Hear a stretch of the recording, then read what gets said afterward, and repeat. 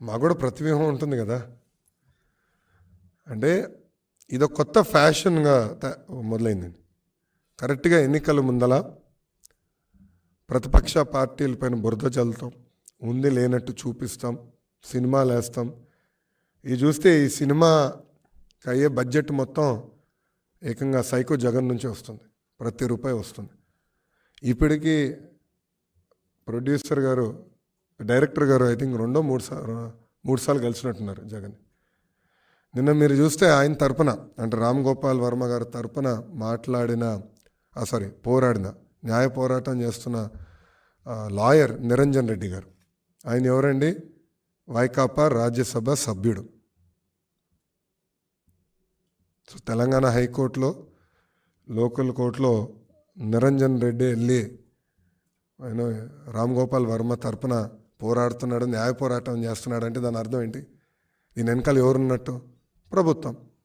Yes, మాకున్న rights, రాజ్యాంగం మాకు రైట్స్ ఇచ్చింది, అది మేము కాపాడాలని కోర్టుని ఆశ్రయించాం. నిజంగానే సినిమా తీయాలంటే హూ కిల్డ్ బాబాయ్ తీయచ్చు, కోడి కత్తి పైన తీయచ్చు,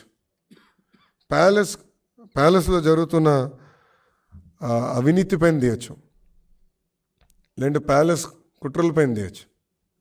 అది చేయకుండా లేనిది ఉన్నట్టు చూపిస్తే తప్పనిసరిగా మేము పోరాడతాం. మాకు రాజ్యాంగం కొన్ని హక్కులు కల్పించింది, ఆ హక్కుల్నే కాపాడాల్సిన బాధ్యత కోర్టుల పైన కూడా ఉన్నాయి.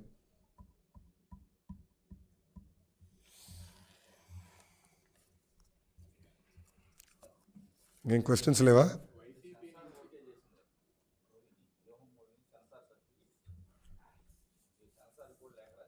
నేను సెన్సార్ బోర్డు స్టేట్కి రాశాను, సెంట్రల్ సెన్సార్ బోర్డు కూడా రాశాను, కానీ వాళ్ళు మేము రాసింది పట్టించుకోలేదు. అందుకే మేము కోర్టుని ఆశ్రయించాం. జనవరి 11th వరకు మళ్ళీ స్టే చేశారు, 11th మళ్ళీ వింటానని కోర్టు చెప్పింది. ఈ లోపల వీళ్ళు ఏం చేస్తారో చేయండి, we are ready for it, will face it.